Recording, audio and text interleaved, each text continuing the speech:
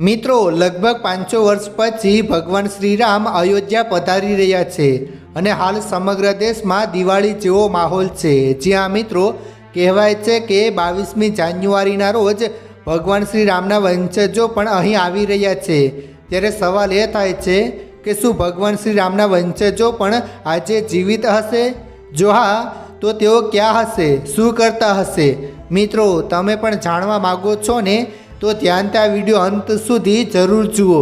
શરૂઆત કરીએ તે પહેલાં જય શ્રી રામ જરૂર લખજો। મિત્રો ભગવાન શ્રીરામ રઘુવંશના હતા। આ વંશના મૂળ ઇક્ષ્વાકુ અને વિવાસન સાથે જોડાયેલા છે। રામ પછી લવ અને કુશે આ વંશને આગળ વધાર્યો હતો। જી હા મિત્રો, કહેવાય છે કે રામે દક્ષિણ કૌશલ અને અયોધ્યાનું રાજ્ય કુશને, જ્યારે લવને પંજાબ સોંપ્યું હતું। લવે લાહોરને રાજધાની બનાવી હતી। લવથી કયો રાજવંશ શરૂ થયો?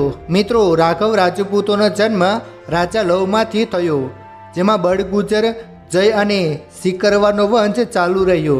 તેની બીજી શાખા સિસોદિયા રાજપૂત રાજવંશ હતી, જેમાં બેચલા અને ગેહલોત વંશના રાજાઓનો સમાવેશ થાય છે।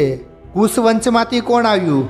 મિત્રો કુશવાહા, મૌર્ય, સૈની અને શાક્ય સંપ્રદાયો કુશવંશમાંથી સ્થાપિત થયા હોવાનું માનવામાં આવે છે। કુશમાંથી નીકળતી શાખાઓમાંથી સૂર્યવંશનો પણ ઉદ્ભવ થયો હતો। મિત્રો કહેવાય છે કે શલ્યનો જન્મ કુશની 50મી પેઢીમાં થયો હતો, જેઓ મહાભારતના યુદ્ધમાં કૌરવો વતી લડ્યા હતા। મહાભારત કાળના 2500થી 3000 વર્ષ પહેલાં, એટલે કે 6 થી 7000 વર્ષ પહેલાં કુશનું અસ્તિત્વ હતું, જેઓ પોતાને શાક્યવંશી કહે છે। તેઓ પણ શ્રીરામના વંશજ છે। જયપુર શાહી પરિવાર રામના વંશજ છે। મિત્રો હાલમાં જયપુરમાં રહેતા શાહી પરિવાર પોતાને રામના વંશજ માને છે। જયપુર શાહી પરિવારની રાણી પદ્મિની અને તેમનો પરિવાર રામના પુત્ર કુશના વંશજ છે। મિત્રો થોડા સમય પહેલાં રાણી પદ્મિનીએ એક ટીવી ચેનલને આપેલા ઇન્ટરવ્યૂમાં કહ્યું હતું કે તેમના પતિ ભવાનીસિંહ કુશના 307મા વંશજ છે। ત્યારબાદ જયપુરના રાજવી પરિવારે પુરાવા પણ રજૂ કર્યા હતા। મિત્રો જ્યારે અયોધ્યામાં રામ મંદિરને લઈને કોર્ટમાં સુનાવણી ચાલી રહી હતી, ત્યારે જયપુરના રાજવી પરિવારના પૂર્વ મહારાજા ભવાનીસિંહની પુત્રી દિયા કુમારીએ જાહેરમાં કેટલાક પુરાવા રજૂ કર્યા હતા, જે દર્શાવે છે કે આ રાજવી પરિવારનો સંબંધ રામના મોટા પુત્ર કુશ સાથે સંકળાયેલો હતો।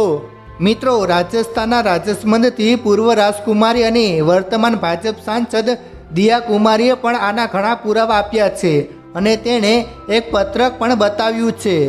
મિત્રો આ પત્રકમાં ભગવાન શ્રી રામના વંશના તમામ પૂર્વજોના નામ ક્રમિક રીતે નોંધાયેલા છે, જેમાં સવાઈ જયસિંહનું નામ 289મા વંશજ તરીકે અને રાજા ભવાનીસિંહનું નામ 307મા વંશજ તરીકે લખવામાં આવ્યું છે।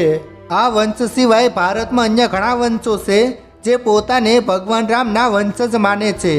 જો કે આ વંશ માટે વંશાવળીના પુરાવાના અભાવને કારણે તેમના દાવા અંગે વિવાદ છે। ભગવાન રામના વંશજો હજુ પણ હિન્દુ ધર્મમાં પૂજનીય છે।